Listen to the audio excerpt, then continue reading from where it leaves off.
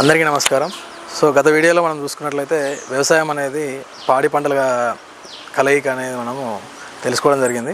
అయితే ప్రతి ఒక్కరు ఏంటంటే ఈ కాలంలో వ్యవసాయాన్ని ఒక ప్యాషన్గా తీసుకుంటూ ముందుకు రావడం సంతోషకరమైన విషయం అయినా కానీ ఒక ప్రణాళికాబద్ధంగా రాకపోవడం వల్ల ఏమవుతుందంటే ఎవరైతే ఆసక్తి చూపించి ముందుకు వస్తున్నారో వాళ్ళు రోజు రోజుకి మళ్ళీ వెనక్కి వెళ్ళడం జరుగుతుంది. అంటే గత మా 6 సంవత్సరాల అనుభవంలో ఏంటంటే ఎంతోమంది యువత అంటే తర్వాతి తరాలు ఎంతోమంది ఇప్పుడు మా ఏజ్ గ్రూప్ ఉన్న వాళ్ళందరూ కూడా వ్యవసాయంలోకి ఎంత స్పీడ్గా అయితే వచ్చారో అంతే స్పీడ్గా వెనక్కి వెళ్ళడం జరిగింది. ఎందుకంటే ఏ దాంట్లోనైనా పెట్టుబడి పెట్టాలి, ఆదాయం ఆశించడం అనేది సహజం. అంటే ఇప్పుడున్న పరిస్థితుల్లో ఖచ్చితంగా ప్రతి ఒక్కరు కూడా ఆదాయాన్ని కోరుకుంటారు.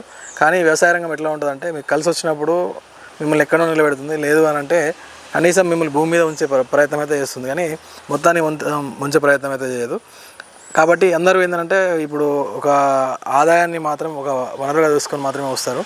ఇక్కడ లాభాలు ఆశించడం కంటే కూడా ప్యాషన్తో వచ్చిన వాళ్ళు మాత్రమే నిలదొక్కోగలుగుతారు. కాబట్టి ప్రధానంగా ఏంటంటే ఎవరైనా వ్యవసాయ రంగంలోకి రావాలనుకున్న యువ రైతులు కావచ్చు, ఆసక్తి ఉన్న ఈ యొక్క మిగిలిన ఎవరైనా కావచ్చు, దయచేసి ఏంటంటే మీరు ముందు వ్యవసాయంలోకి వచ్చేటప్పుడు అసలు ఏం చేద్దాం అనుకుంటున్నారు, ఏం ఆశించి వస్తున్నారు అనేది మాత్రం మీరు క్వశ్చన్ చేసుకోండి. ముఖ్యంగా ఈ భారతదేశం యొక్క అద్భుతం ఏంటంటే అన్ని రకాల వనరులు ఇక్కడ ఉంటాయి. మీకు ప్రాంతాన్ని నుంచి ప్రాంతానికి అంటే భూమి నుంచి ఇక్కడ ఒక 10 ఎకరాల భూమి ఒక రకమైనటువంటి స్వభావాన్ని చూస్తే దాని పక్కనే ఉన్న 10 ఎకరాలు ఒక రకమైనటువంటి స్వభావాన్ని చూస్తూ ఉంటుంది. కాబట్టి అక్కడ సూట్ అయిన పంట ఇక్కడ సూట్ అవుతుందని ఉండదు. కాబట్టి ఈ యొక్క వైవిధ్యం అంటే మనుషుల్లో ఉన్న వైవిధ్యం ఏవైతే ఉందో అదేవిధంగా ఈ నేలలో కూడా వైవిధ్యం అనేది ఉంది. కాబట్టి ప్రాంతాన్ని బట్టి, ఆ ప్రదేశాన్ని బట్టి, వ్యక్తుల్ని బట్టి, చేసే వ్యవసాయ విధానాలని బట్టి వ్యవసాయంలో చాలా రకాల రూపాంతరం చెంది ఉంది ఇక్కడ. కాబట్టి ఒక ప్రాంతంలో వచ్చిన లాభాల్ని మన ప్రాంతంలో ఆశించడం అనేది ఒక మూర్ఖత్వ చర్య కూడా మనం భావించవచ్చు. కాబట్టి మన ప్రాంతానికి, మన నేలకు, మన వాతావరణానికి అనువైన పంటల్ని మనము ప్రణాళికాబద్ధంగా నిర్వహించుకొని దాన్ని ఒక డిజైన్ చేసుకొని ఆ నమూనా క్షేత్రాలని మనం ముందుగా అనుకొని తర్వాత అభివృద్ధి చేసుకొని దాని నుంచి మనం లాభాలు ఆశించవచ్చు. అంటే ఇప్పుడు ఫర్ సపోజ్ మీకు యాపిల్ ఉంది. యాపిల్ అనేది బేసిక్గా కాశ్మీర్ ప్రాంతంలో వండుతూ ఉంది. కానీ మన ఏరియాలో కూడా పాడేరు, లంబసింగి, అదేవిధంగా ఇక్కడ చూసుకున్నట్లయితే ఆదిలాబాద్ జిల్లాలో కూడా మనము ప్రయత్నం చేయడం జరిగింది. అంటే